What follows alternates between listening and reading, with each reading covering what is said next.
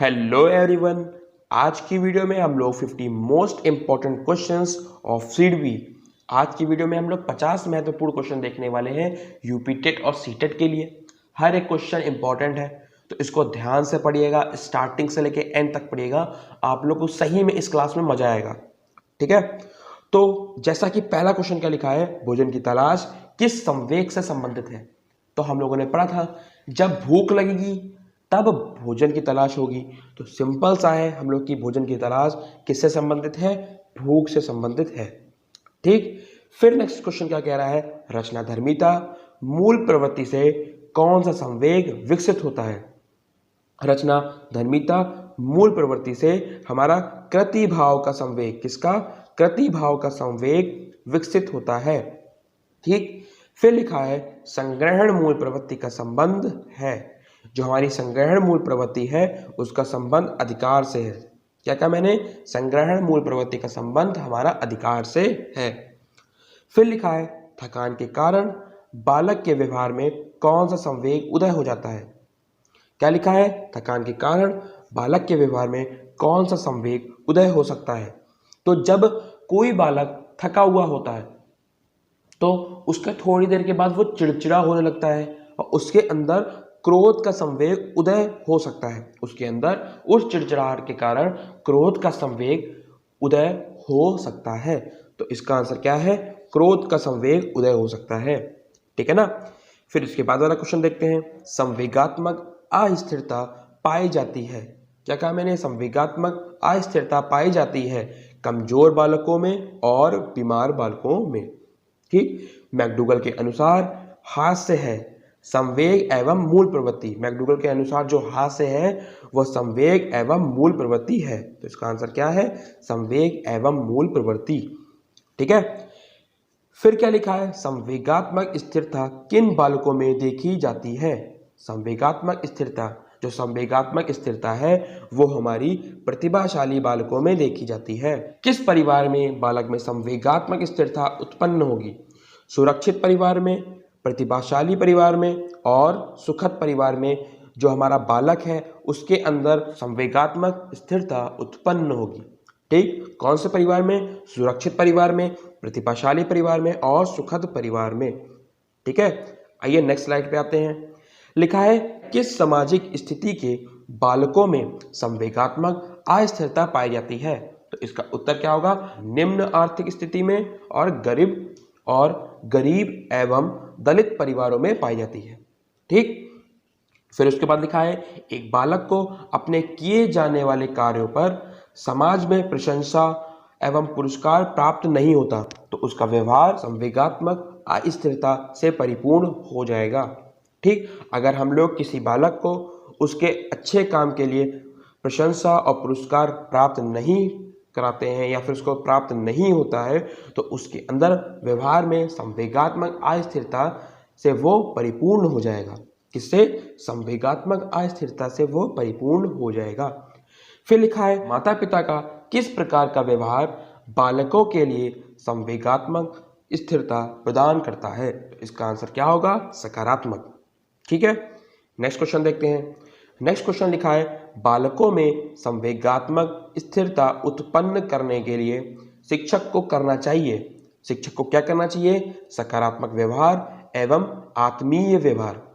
बच्चों के साथ सकारात्मक व्यवहार करना चाहिए और आत्मीय व्यवहार करना चाहिए, ठीक। फिर लिखा है विद्यालय में संवेग स्थिरता प्रदान करने के लिए किस प्रकार की गतिविधि आयोजित करनी चाहिए। अब हम लोगों को विद्यालय में संवेगात्मक स्थिरता प्रदान करने के लिए किस प्रकार की गतिविधि आयोजित करनी चाहिए। पिकनिक पर ले जाना चाहिए, खेल कराने चाहिए और पर्यटन। पिकनिक करानी चाहिए, खेल और पर्यटन, ठीक है। संवेगात्मक अस्थिरता प्रत्यक्ष एवं अप्रत्यक्ष रूप से प्रभावित करती है शारीरिक विकास को, मानसिक विकास को और सामाजिक विकास को, ठीक है ना। अब देखिए ये सारे क्वेश्चन हमारे प्राथमिक स्तर से रिलेटेड है और सब इंपॉर्टेंट है, कोई भी क्वेश्चन नहीं छोड़ सकते, सारे क्वेश्चन क्या है, इंपॉर्टेंट है। फिर लिखा है आश्चर्य संवेग का उदय एक बालक के किस मूल प्रवृत्ति के कारण होता है, ठीक है। आश्चर्य संवेग का उदय एक बालक के जिज्ञासा मूल प्रवृत्ति के कारण होता है, किस मूल प्रवृत्ति के? जिज्ञासा। 16 क्वेश्चन क्या कह रहा है?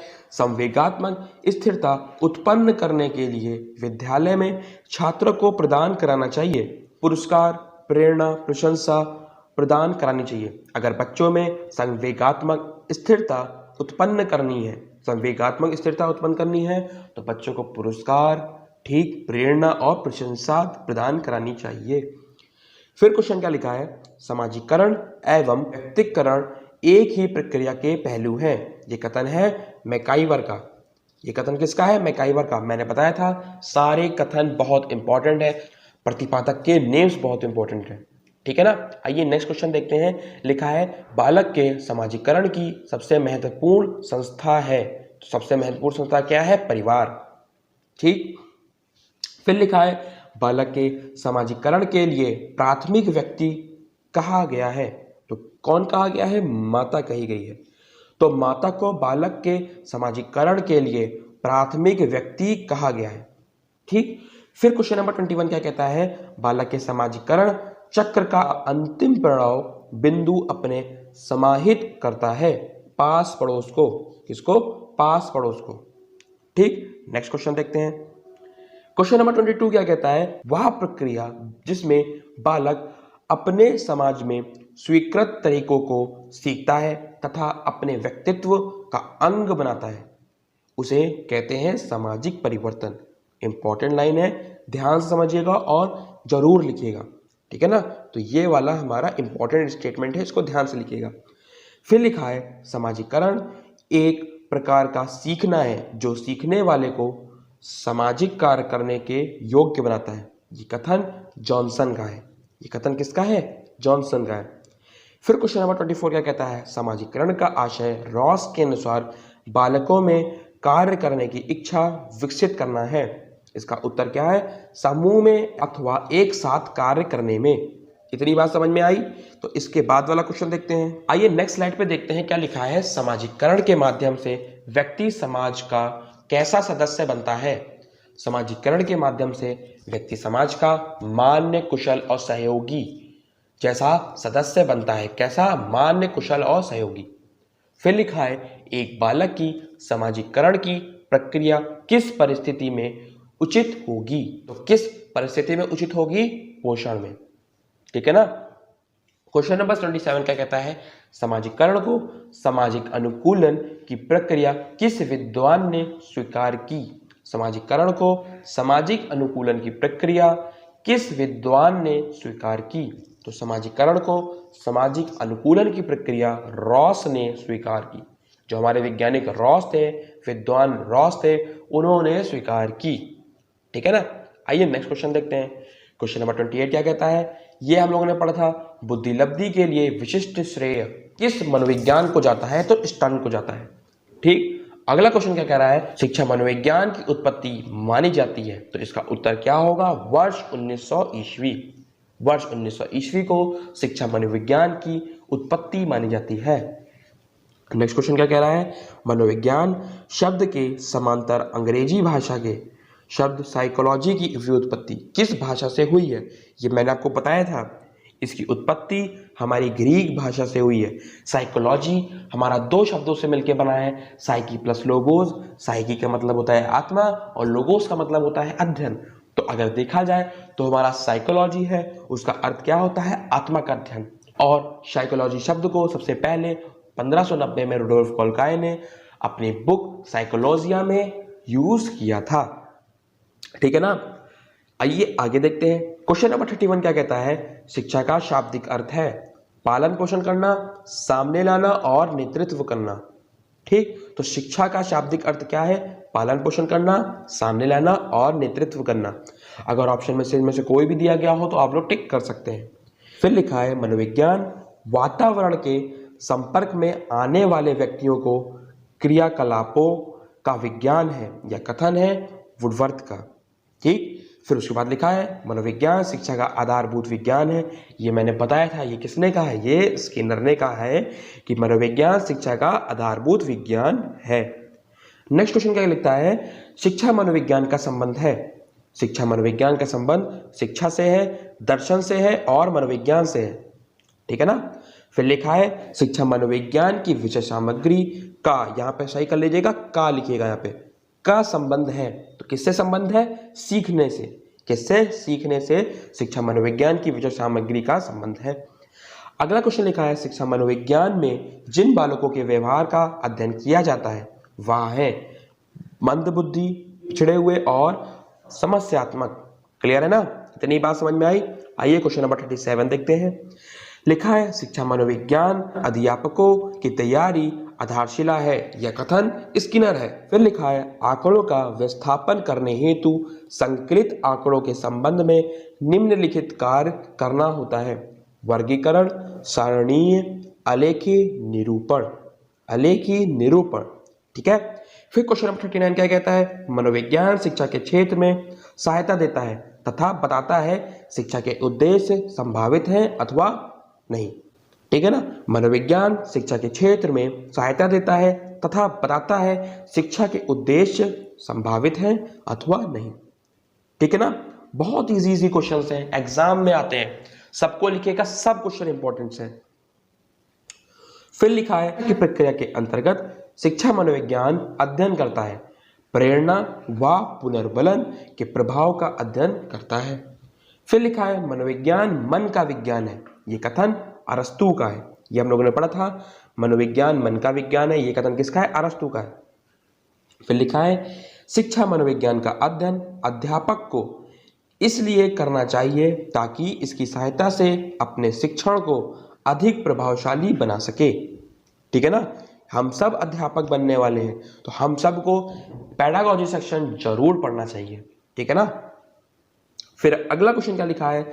मनोविज्ञान व्यवहार का शुद्ध विज्ञान है। इस परिभाषा के प्रतिपादक है ई वॉटसन। कौन है? ई वॉटसन। हम लोगों ने पढ़ा था अचेतन मन, सिगमंड फ्राइड ने समझाया था। चेतन मन, अचेतन मन और अवचेतन मन, ये सारे मन किसमें थे? सिगमंड फ्राइड की थ्योरी में थे। तो ये किसके संबंधित होगा? मनोविश्लेषण विधियों द्वारा। ठीक। फिर लिखा है मनोविश्लेषणात्मक प्रणाली के जन्मदाता हैं, तो कौन है? Sigmund Freud. ठीक है ना? आपने एक बात गौर की होगी, सिगमंड फ्राइड से रिलेटेड क्वेश्चन बहुत आते हैं और मैंने हर एक वीडियो में इसका डिस्कशन किया है कि नहीं? तो यानी कि ये क्वेश्चन इंपॉर्टेंट है, समझ लीजिए। जो क्वेश्चन बार बार रिपीट हो रहा है यानी कि वो इंपॉर्टेंट है, उस पर स्टार जरूर बनाइएगा। फिर लिखा है वर्तमान समय में मनोविज्ञान है, तो वर्तमान समय में मनोविज्ञान व्यवहार का विज्ञान है। उसके बाद क्वेश्चन क्या कहता है? शिक्षा मनोविज्ञान का विषय क्षेत्र नहीं है, शैक्षिक मूल्यांकन। फिर लिखा है साइकी का अर्थ है। साइकी का अर्थ है, तो इसका उत्तर क्या है? मानवीय आत्मा या मन। जो साइकी है उसका अर्थ आत्मा या मन, ये होता है। ठीक है ना? लास्ट के दो क्वेश्चन देखते हैं। लिखा है मनोविज्ञान को व्यवहार का विज्ञान कहा। मनोविज्ञान को व्यवहार का विज्ञान कहा, किसने कहा? वॉटसन ने कहा। ठीक है। क्वेश्चन नंबर 50 क्या कह रहा है? मनोविज्ञान मन का वैज्ञानिक अध्ययन है जिसके अंतर्गत न केवल बौद्धिक अपितु संवेगात्मक अनुभूतियों, प्रेरक शक्तियों तथा कार्य या व्यवहार भी सम्मिलित है। यह कथन है C.W. वैलेंटाइन का। क्या कहा? मनोविज्ञान मन का वैज्ञानिक अध्ययन है जिसके अंतर्गत न केवल बौद्धिक अपितु संवेगात्मक अनुभूतियों, उत्प्रेरक शक्तियों तथा कार्य या व्यवहार की सम्मिलित है। यह कथन है किसका? C.W. वैलेंटाइन का। आज की वीडियो में हम लोगों ने 50 मोस्ट इंपोर्टेंट क्वेश्चंस देखे। इसी तरीके से और क्वेश्चंस आगे की आने वाली वीडियोस में आपको मिलेंगे। मिलते हैं नेक्स्ट वीडियो में, तब तक के लिए बाय।